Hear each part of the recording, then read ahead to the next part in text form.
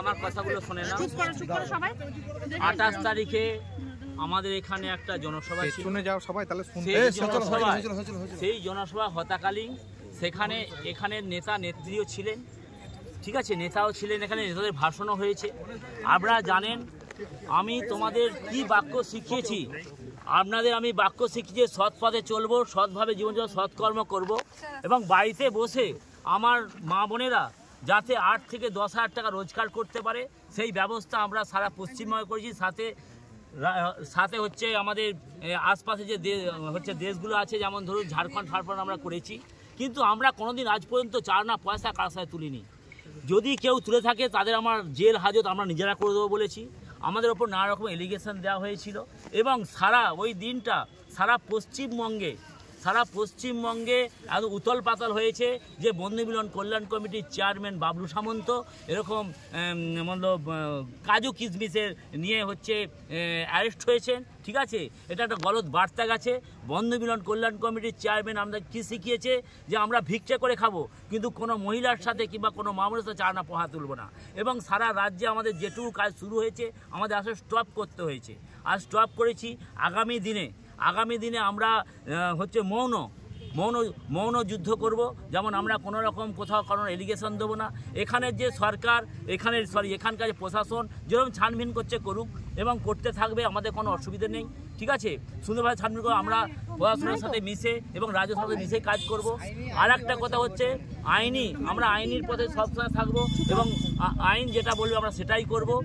দ্বিতীয়ত হচ্ছে এইটা যে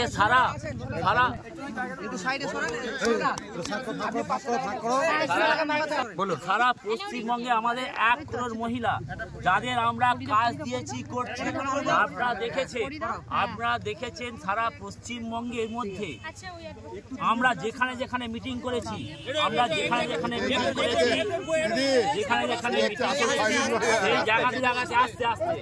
যেখানে মিটিং করেছি, পুরুলিয়া মিটিং করেছি, 4 লক্ষ মহিলা ওখানে প্রশাসন ডেকেছে, গেছি, আমাদেরকে সাধুবাদ দিয়ে ছেড়েছে।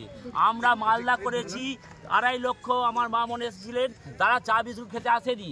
আমরা করেছি রাঁচি, 4 লক্ষ মহিলা রাঁচির, এখানে আমার প্রতিনিধি দল এসছে, থ্যাংক ইউ, ঠিক আছে।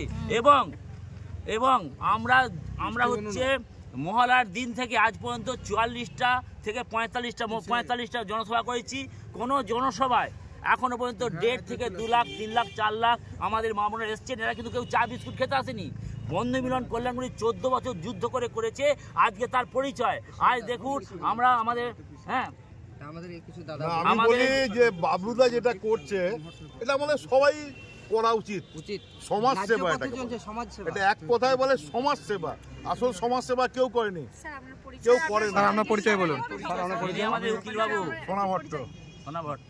আচ্ছা, আর একটা কথা হচ্ছে, যেদিনকে আমাদের নাজরিন ম্যাডাম, এই কথা ভালো করে শুনে রাখবেন, আমরা আমাদের নাজরিন ম্যাডামকে যেদিন ধরা হয়েছিল, একটা কোনো নাম আমি জানি না, কোনো একজন ইউটিউবওয়ালা নাজরিনকে অকথ্যভাবে যেমন ইচ্ছা গালাগালি করেছে, এক সাংবাদিক যেমন ইচ্ছা গালাগালি করেছে, নিজ থেকে নিজ গালাগালি করেছে।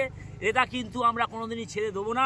আমরা এর নিয়ে আমরা ছানবিন করব, কিন্তু আমরা কোনো রকমভাবে জবরদস্তি কিছু করবো না। ছানবিনের সাথে আমরা আইনের পথে চলবো, এই একটা ব্যাপার। আর একটা ব্যাপার হচ্ছে কি, প্রশাসনকে আমি বলবো, প্রশাসনের কাজ করুক, আমাদের কাজ করতে দিক। আমরা নিয়মিত কাজ করব, আমাদের সমস্ত ডকুমেন্টস আছে, সব কিছু আছে।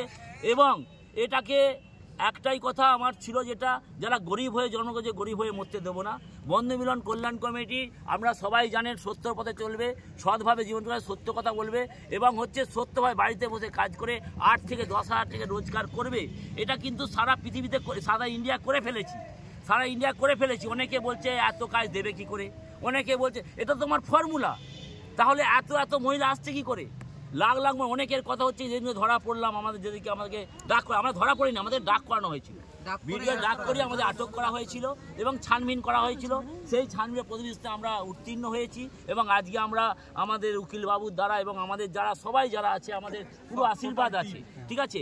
সারা পশ্চিমবঙ্গতে এরম বার্তা এসেছিল যে সারা রাজ্য আমরা জাম করে দিই, কিন্তু আমি সবাই করছি না, একদম না, কোনো রকম ভাবে হ্যাঁ ডকুমেন্টস বলে আমরা এসেছি, কিন্তু যারা যারা এরকমভাবে মানে উত্তপ্ত কোনোদিনই হবে না।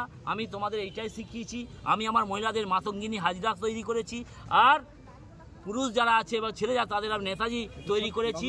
আর হচ্ছে অবশ্যই হচ্ছে আমরা হচ্ছে আগামী দিনে আমরা এর চিন্তাভাবনা কীভাবে চলবো, সবাইকে নিয়ে কীভাবে চলবো। আমরা প্রেস কনফারেন্স মিটিংয়ে আমি আগেই বলেছি যে 23 তারিখে প্রেস কনফারেন্স করো, 23শে জানুয়ারি যে করলাম আমরা প্রেস কনফারেন্স, এর কিন্তু বার্তা আপনারা দিয়েছিলাম এই ধরনের কিছু হতে পারে। কারণ এখানে একটা কথা আমাকে যখনই এখান থেকে ওখানে হলো কিছু কথা উঠছিল, মমতা ব্যানার্জি 19 তারিখে এলো, এত লোক নেই, আর ইনি কে এসে গেলেন যে এত লোক এত ভিড়। আরে উনি আমার সরকার, ওনার প্রথা মতো আমরা চলি, ওনাকে অনুগামী করে চলি, আমরা মাদার ট্রাইদেরকে অনুগামী করে চলি। এখানে মমতা ব্যানার্জির কথা কী করে চলে আসবে, ঠিক আছে? ওনাকে আমরাও ভালোবাসি, আমার সরকারকে আমরা ভালোবাসি। অত এই যে অকথ্য কথাগুলো আপনারা বলছেন যে মমতা ব্যানার্জি এসে গেল হলো না, হ্যাঁ সত্যি তো। আমরা যেমন পুরুলিয়া করলাম 4.5 লক্ষ মহিলা, আমি এই 11 তারিখে করেছি হচ্ছে হলদিবাড়ি, সেখানে হচ্ছে 3.5-4 লক্ষ মহিলা। পুলিশওয়ালা জিজ্ঞাসা করলো, হ্যাঁ সত্যি করেই, ওখানে ফোন করে জিজ্ঞাসা করলো, বললো হ্যাঁ সত্যি করেই হয়েছিল, ঠিক আছে। এরা কেউ চা বিস্কুট খেতে নি, কাজ করে দেখি 14 বছর ধরে যুদ্ধ করেছি আমরা। যুদ্ধ করার পর অনেকে কি বলছে, এ আবার হতে পারে নাকি? আরে হতে পারে মানে এমনি কি সব চলে আসছে, এত মহিলা এমনি মা বোনেরা চলে আসছে। প্রত্যেকের বাড়িতে যে কাজু কিশমিশ উঠছে, খালি কাজু কিশমিশ নয়, এটা 700টা আইটেম আছে। এই 700টা আইটেমের মধ্যে আমরা আগে মার্কেটিং করেছি, তারপর ম্যানুফ্যাকচারিং করেছি। আমি ঘর ছেড়ে দিয়ে এনজিওর যে সংস্থার কাগজপাতি হয় সবগুলো আমরা সাবমিট করার পরে কোর্টকে বলার পরে কোর্ট বুঝেছে যে আমাদেরকে এটা লিগাল ভেবে আমাদেরকে আজকে বেল দিয়েছে। আমরা এর সঙ্গে চাই যে সততাভাবে কাজটা এগিয়ে যাক, করুক। আপনার নাম? এমডি উজ্জ্বল শেখ, লালবাগ কোর্ট।